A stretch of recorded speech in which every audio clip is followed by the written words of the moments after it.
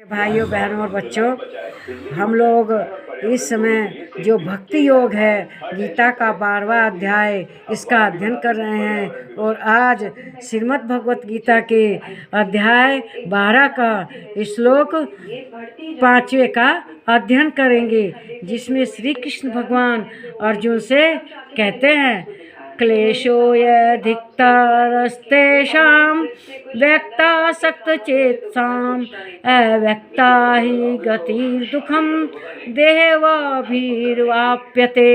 कहते हैं, उन सच्चिदानंद घन निराकार ब्रह्म में आसक्त चित्त वाले पुरुषों के साधन में परिश्रम विशेष है। मतलब उन्हें बहुत मेहनत करनी पड़ती है। किनको?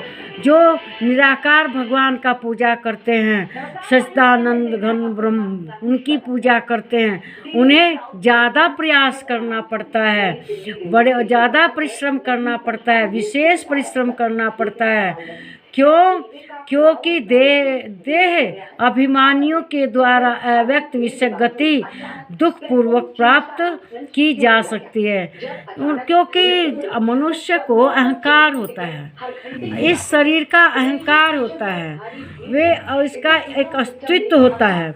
वह अपने देश, गांव, अपने नाम को नहीं मिटा पाते, और जब तक जो ब्रह्म में लगा हुआ है अपना अस्तित्व नहीं समाप्त कर देता, तब तक वो ब्रह्म को प्राप्त नहीं कर सकता। अपना अस्तित्व का मतलब अहंकार अपने मन में से समाप्त कर दे, उसे अहंकार नहीं होना किसी चीज़ का भी।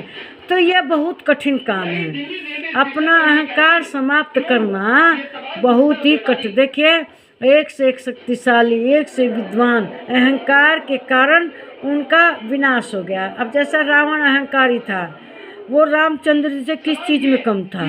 उसके पास शक्ति थी, ज्ञान था, बल था, धन था, बुद्धि थी, भक्ति भी थी। वो शिव जी का महान भक्त था। ये जो हम लोग पढ़ते हैं शिव जी का शिव स्तोत्रम, वो रावण ने ही लिखा था, और वो महान भक्त था, और उसके अंदर इतनी शक्ति थी, उसने सब राजाओं को तो जीत ही रखा था, बल्कि शनिदेव को अपने यहाँ खंबा में उल्टा लटका रखा था कि उसका शनिदेव भी कुछ नहीं बिगाड़ सकते थे।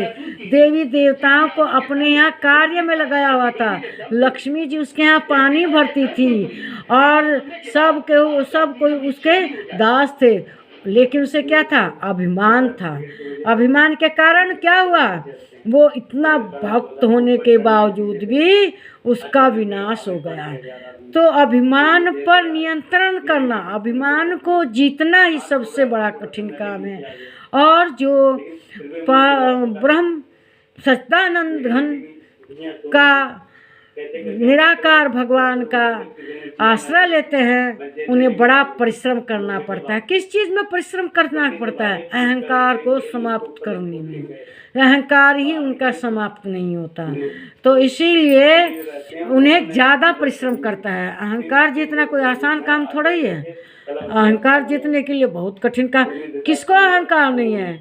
कभी कभी बड़े बड़े लोगों को अहंकार हो जाता है। जो भक्त थे नारद जी, उनको भी अपनी भक्ति का अहंकार हो गया था। कंस को भी अहंकार था अपनी शक्ति पे, तो उसका क्या हुआ? उसका श्री कृष्ण भगवान ने वध कर दिया, उसका भी अहंकार चूर्ण हो गया।